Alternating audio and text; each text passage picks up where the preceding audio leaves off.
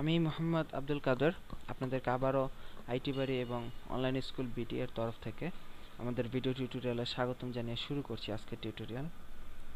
তো এর আগে টিউটোরিয়ালগুলোতে আমরা এসইওর বেসিক জিনিস নিয়ে আলোচনা করেছি এবং আমরা অন পেজ অপটিমাইজেশন এবং অফ পেজ অপটিমাইজেশনের বিভিন্ন জিনিস নিয়ে মৌখিক একটা আলোচনা করেছি। তো এখন আপনার ওয়েবসাইট তৈরিতে বা আপনার ক্লায়েন্টের ওয়েবসাইটে আপনারা যদি অন পেজ অপটিমাইজেশন করতে চান তাহলে কিন্তু সর্বপ্রথম আপনাদের ওয়েবসাইটটা ক্রিয়েট করতে হবে বা ফ্রি ব্লক ক্রিয়েট করতে হবে। তো আপনি যদি নিজে ওয়েবসাইট বানান তাহলে তো আপনার ওয়েবসাইট ক্রিয়েট করতে হবে, আর যদি আপনার ক্লায়েন্টের ওয়েবসাইট তৈরি করাই থাকে তাহলে তার ওয়েবসাইটে কিওয়ার্ডে কোনো সমস্যা আছে কিনা সেটা আপনার যাচাই করে দেখে নিতে হবে। তো এর জন্য আমি মনে করি আপনাদের কিওয়ার্ড কি সেই জিনিসটা জানা অবশ্যই গুরুত্বপূর্ণ এসইওতে। তো কিওয়ার্ড কি চলুন আমরা দেখে নেই। এর আগের টিউটোরিয়ালে কিন্তু আমরা কিওয়ার্ডের কথা বলেছিলাম, কিন্তু আজকের টিউটোরিয়ালে আমরা একদম বিস্তারিত দেখব। তো এক কথায় কিওয়ার্ড বলতে আমরা বুঝি যে এসইওতে বা গুগল, ইয়াহু, বিং এই ধরনের সার্চ ইঞ্জিনগুলোতে ভিজিটর মানে সাধারণ লোক বা আমরা যারা সার্চ করি আমাদের প্রয়োজনীয় নিত্য নতুন জিনিসগুলো খুঁজে বের করার জন্য যে আমরা যে সার্চ করি যে কথাটি লিখে,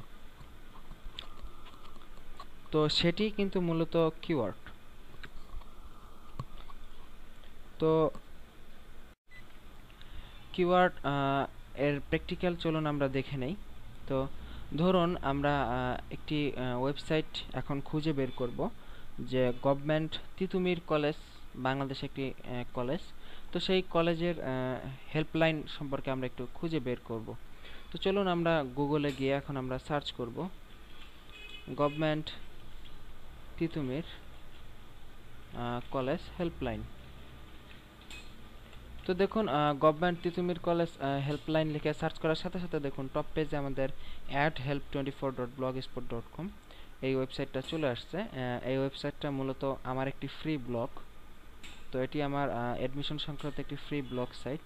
তো দেখুন এই যে গভর্নমেন্ট তিতুমির কলেজ হেল্পলাইন এই কথাটা লিখে গুগলে সার্চ দেওয়ার সাথে সাথে যে adhelp24 এই ওয়েবসাইটটা যে চলে আসলো।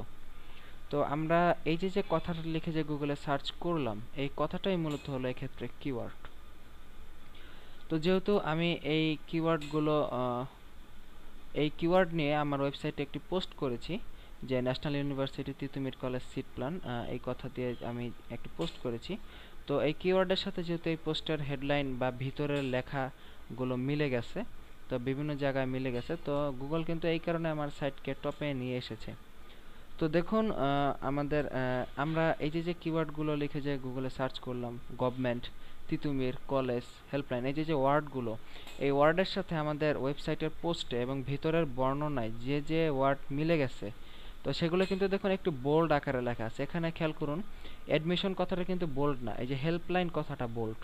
এই হেল্পলাইনের সাথে এই হেল্পলাইন মিলে গেছে। তারপর এই যে তিতুমির কলেজ এই কথাটা কিন্তু বোল্ড আকারে আছে, তার মানে আমরা এখানে যে তিতুমির কলেজ লিখে সার্চ দিয়েছিলাম এর সাথে এই তিতুমির কলেজ এই কথাটা কিন্তু একটু বোল্ড আকারে দেখাচ্ছে, তার মানে এটা মিলে গেছে। তারপর সাইটের পোস্টের যে বর্ণনা, চলুন দেখি এই সাইটটা আমরা একটু গিয়েই দেখি।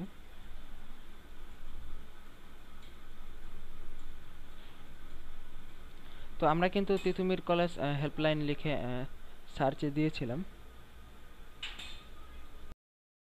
তো তিতুমির কলেজ হেল্পলাইন লিখে সার্চ দেওয়ার ফলে দেখুন আমাদের যে তিতুমির কলেজের সম্পর্কে আমরা যে একটা পোস্ট করেছি সেই পোস্টের যে বর্ণনার ভিতর কিন্তু আমরা দেখুন এই যে তিতুমির কলেজ এই কথাটা পাচ্ছি। তারপরে আমরা হেল্পলাইন কথাটা আমরা এই সাইটের যে মেইন যে হেডলাইন এই হেডলাইন থেকে পাচ্ছি। তো এই পাওয়ার কারণেই কিন্তু গুগল মূলত আমাদের ওয়েবসাইটকে ফার্স্ট পেজে রেখেছে। এভাবে যখন আপনি ওয়েবসাইট বানাবেন বা আপনার ক্লায়েন্টের সাইটে দেখবেন যে কোন কোন কিওয়ার্ডে গুগল সাধারণত ভিজিটররা সার্চ করে, কোন কোন কিওয়ার্ড লিখে গুগলে সার্চ করে, আর আপনার ওয়েবসাইটে আপনি কি কিওয়ার্ড দিয়ে বানাচ্ছেন সে ব্যাপারগুলো অবশ্যই মাথায় রেখে বানাবেন। চেষ্টা করবেন যে কিওয়ার্ডগুলো আছে সেগুলো হেডলাইনে কিওয়ার্ডগুলো রাখা, এবং আপনার সাইটের যে বর্ণনা সেই আপনার পোস্টের যে একটা বর্ণনা থাকবে বডি সেকশন, সেই বডি সেকশনেও কিন্তু কিওয়ার্ডগুলো রাখার চেষ্টা করবেন। তো অনুরূপভাবে আমরা আরও কিছু টপিক নিয়ে সার্চ করে দেখতে পারি গুগলে। যেমন আমরা এর সাথে সাথে আমরা আরেকটি টপিক নিয়ে সার্চ করে দেখলাম HIV অ্যান্ড এইডস ডেফিনেশন। তো দেখুন এইচআইভি অ্যান্ড এইডস ডেফিনেশন কথাটা লিখে সার্চ করলাম, এটা কিন্তু একটি হট কিওয়ার্ড, এটা নিয়েও কিন্তু প্রচুর সার্চ পড়ে। তো দেখুন ডেফিনেশন নিয়ে সার্চ করার ফলে দেখুন উপরের দিকে কিন্তু এগুলো সব বিজ্ঞাপন, আমরা এই যে একটু শ্যাডোর মধ্যে যে এগুলো দেখতে পারতেছি এগুলো সব বিজ্ঞাপন। আমাদের মেইন সার্চ রেজাল্ট শুরু হয়েছে এখান থেকে। এখানে দেখুন একদম শুরুতে যে সাইটটা চলে আসছে aids.gov। তো দেখুন আমরা কিন্তু এখানে what is the definition of AIDS কথা লিখে সার্চ দিয়েছিলাম, ডেফিনেশন অফ এইডস। তো যদিও আমরা ডেফিনেশন এই ওয়ার্ডটা লিখে সার্চ দিছি, কিন্তু গুগলে ফার্স্টে যে সাইটটা আসছে ওদের কিন্তু ডেফিনেশন কথাটা নেই, ওখানে কিন্তু হোয়াট ইজ HIV.AIDS। তো হুবহু কিন্তু ডেফিনেশন কথাটা নেই, তারপরও কিন্তু এই aids.gov এই সাইটটা ফার্স্টে আছে, কিন্তু ডেফিনেশন এই যে দেখুন এই সাইটটাতে ডেফিনেশন কথাটা আছে, এই যে ডেফিনেশন কথাটা বোল্ড আকারে আছে। তো ডেফিনেশন থাকার পরেও কিন্তু এটা পিছনে আর এটা উপরে আছে, এর কারণ কি? এর মূল কারণ হলো গুগল এখানে আপনার যে মেইন যে কিওয়ার্ডটা, আপনার ফুল লাইনের যে মেইন একদম রিয়েল অরিজিনাল যে কিওয়ার্ডটা সেটার দিকে বেশি গুরুত্ব দেয়। যেমন এখানে এই এইডস কথাটা সবচেয়ে বেশি গুরুত্বপূর্ণ বিধায় এই ডেফিনেশন কথাটাকে গুরুত্ব না দিয়ে গুগল এই অংশটুকু মেইন প্রাধান্য দিয়ে নিয়ে আসছে। দেখুন এই অংশটুকুই কিন্তু আমরা হোম পেজে বা ফার্স্টে দেখতে পারতেছি। তো ডেফিনেশন বলতে যেহেতু সংজ্ঞা বোঝায়, আর হোয়াট ইজ এইডস বা এইচআইভি এটা বলতেও কিন্তু সংজ্ঞাই বোঝাচ্ছে। তো এই কারণে কিন্তু গুগল হোয়াট ইজ এইচআইভি এই পোস্টটাকে, এই পোস্টযুক্ত যে ওয়েবসাইটটা আছে aids.gov এই সাইটটাকে আগে নিয়ে আসছে।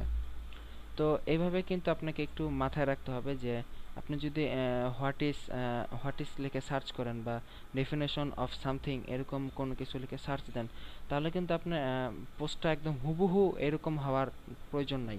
আপনি একদম রিলেটেড কিওয়ার্ডগুলো গুগল দেখে আপনার সাইটের সাথে যে রিলেটেড কিওয়ার্ডগুলো আছে, মানে মিল রেখে যে কিওয়ার্ডগুলো থাকে এগুলোও কিন্তু গুগল প্রাধান্য দেয়। তো কাজেই কিন্তু আপনার অনেক কিছু মাথায় রেখে কিওয়ার্ড নির্বাচন করতে হবে। তো মূলত কিওয়ার্ডের সম্পর্কে আমরা আশা করি আপনাদের একটি বিস্তারিত আইডিয়া বা বিস্তারিত ধারণা হয়েছে। তো এরপরে ইনশাল্লাহ আমরা কিভাবে কিওয়ার্ড নির্বাচন করবেন, কিভাবে কি করবেন না করবেন এগুলো নিয়ে আমরা বিস্তারিত পরবর্তীতে আলোচনা করব। তো সবাইকে তার দাওয়াত জানিয়ে আমরা আমাদের আজকের টিউটোরিয়াল আমরা এখানেই মূলত শেষ করতেছি। তো বরাবরের মতো আবারও আপনাদের বলছি, আপনাদের কোনো সমস্যা যে কোনো প্রবলেম আপনারা আমাদেরকে ইমেল করুন kader650@gmail.com, অথবা আমাদের ফেসবুক গ্রুপ বা স্কাইপে আমাকে জানান আপনাদের সমস্যার কথা। আপনাদের উঠে আসা সমস্যাই কিন্তু আমরা ভবিষ্যতে আমাদের ওয়েবসাইটে আপলোড করব, এবং তার সমাধান কিন্তু অনেকে পাবেন আপনাদের মধ্য থেকে উঠে আসা সমস্যা থেকেই। তো ভালো থাকবেন সবাই, এখানে এই টিউটোরিয়াল শেষ করতেছি। আর টিউটোরিয়াল কেমন হলো অবশ্যই আমাদের সাইটটিকে কমেন্টের মাধ্যমে জানাবেন। ধন্যবাদ সবাইকে, আল্লাহ হাফেজ।